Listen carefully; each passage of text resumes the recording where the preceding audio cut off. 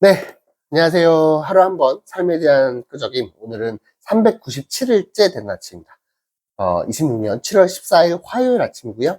오늘까지 해서 드디어 알베르 까뮈의 시지프 신화 이 책을 다 읽었습니다. 마지막에 부조리한 창조 그리고 어떤 그 시지프 신화까지 해가지고 쭉 다 읽었거든요.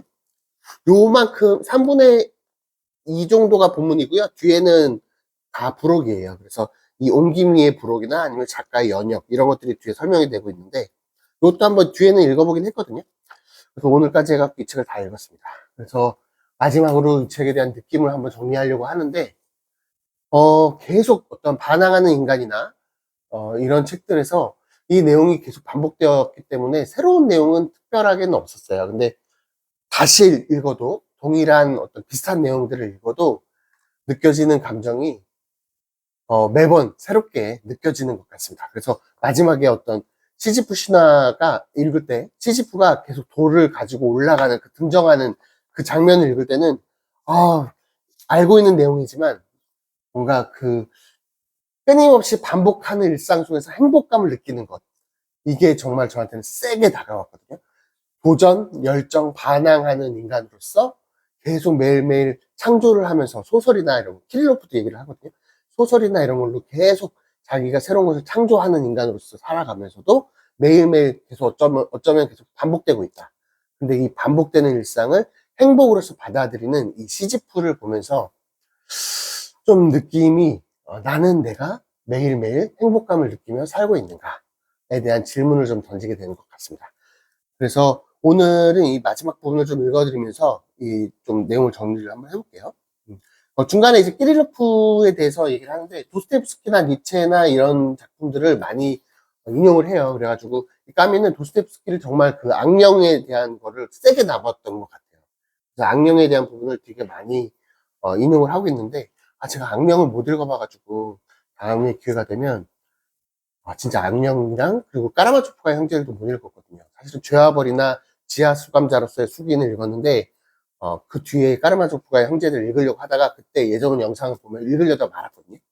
그래서 그거를 한번 조만간에 다시 한번 까르마조프가의 형제 도스티옙스키를 다시 한번 도전을 좀 해봐야겠습니다.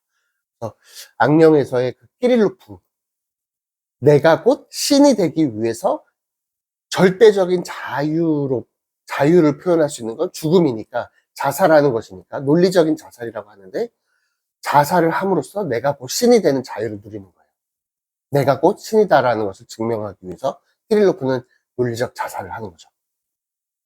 그래서 소설 속에서는 어떤 이미지로서 철학이나 사고하는 것들을 최대한 완벽하게 만들어갈 수 있다라고 까미는 얘기를 해요. 그래서 철학이나 이런 사고나 이런 것들은 머릿속에서 막 이렇게 구체화시키기가 생각보다는 한정이 될 수 있지만, 이미지화를 하는 어떤 소설로서는 절대적인 것을 어떤 만들어낼 수 있다, 완벽하게 표현할 수 있다, 그게 곧 창조다, 뭐 이런 얘기들을 하는 것 같습니다. 그래서 너무 마지막에 부조리한 창조에서는 소설이나 어떤 끼릴로프 이런 것들을 예를 들어주는 거를 좀 재밌게 읽었고, 마지막에는 이제 시지프 신화로 딱 방점을 찍게 되는데, 역시나 시지프 신화에 대한 내용은 알고 있었지만 다시 한 번 더 어떤 감동을 저에게 주는 이 부분을 읽으면서 오늘 한번 정리를 한번 해볼게요.